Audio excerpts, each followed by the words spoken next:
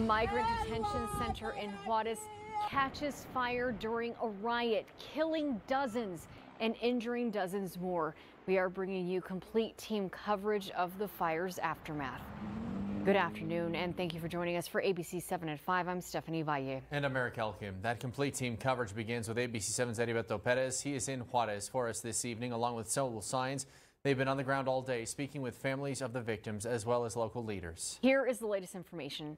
At least 40 people are dead. Officials say 28 people were injured. None of the victims were brought over the border for treatment here in El Paso. We are working to learn which burn center they were taken to. This is surveillance video just obtained by ABC 7. It shows the fire from inside that detention center. You can see that many of the migrants were kept behind bars. While that fire breaks out, in the top left corner of your screen, you'll start to see those flames there and people behind those bars. From what we can see, it could have been difficult for them to avoid that fire as they were unable to leave certain areas as smoke then consumes the area. The center where this fire occurred is called the National Institute of Migration. ABC 7's Heriberto Perez joins us live from Juarez to begin our complete team coverage. Eddie. That's right, Stephanie. Last night when I was here, Mexican authorities didn't confirm what was happening. It wasn't until this morning when they spoke about this tragedy and what will happen next. Esto tuvo que ver con una protesta. This was part of a protest that they initiated, as we understand, after they learned they would be deported. Tuesday morning, Mexican President Andrés Manuel López Obrador briefed the media on what happened inside this detention facility. It was before 10 p.m. Monday when the fire started inside of the cells where Mexican migration officers lock migrants. This is new video just released where you can see how two officers walk away while migrants are trying to force their way out of that cell. Juarez Mayor Cruz Perez Cuellar spoke with Juarez media and he said he regrets this tragedy. The state of Chihuahua also sent a statement saying they will keep assisting in this situation. The Mexico's Attorney General will still investigate this tragedy. Among the deaths, one migrant was from Colombia, another from Ecuador, 12 were from El Salvador and from Venezuela, 13 from Honduras, and 28 from Guatemala.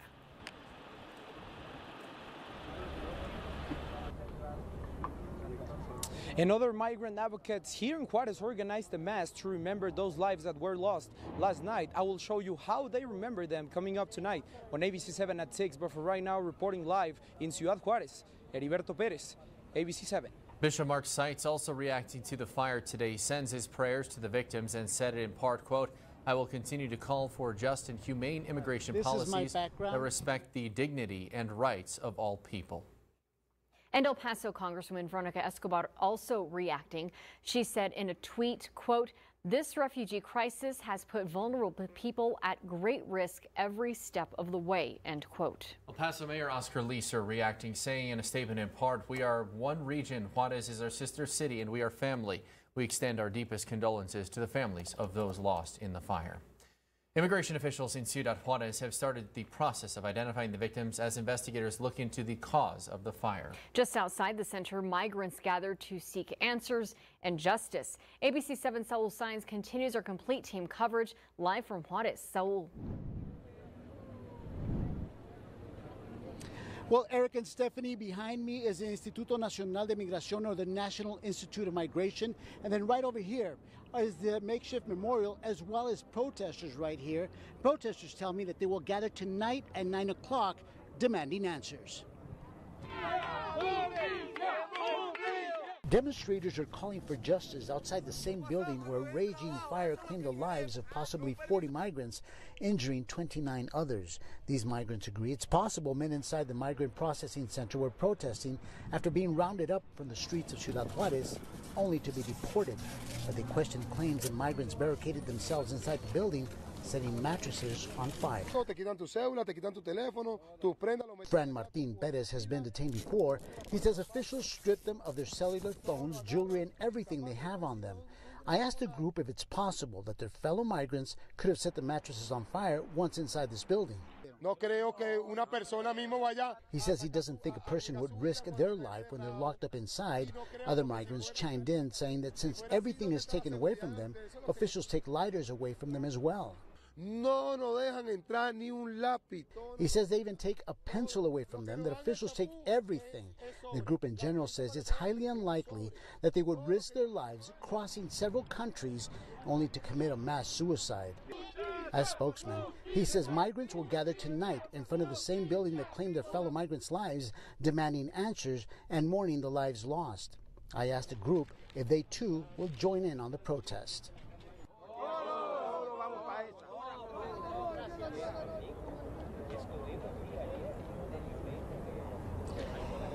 And the rough translation right there is that they're saying all of us will take part in that 9 o'clock protest, but it won't end there.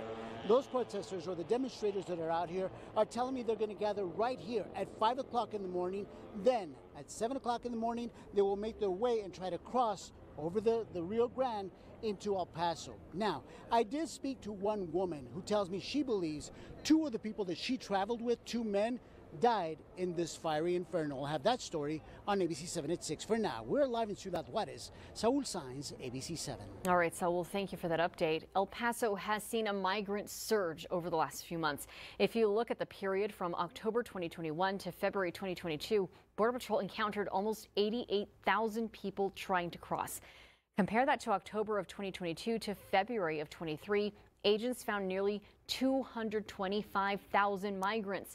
That is more than a 156% increase.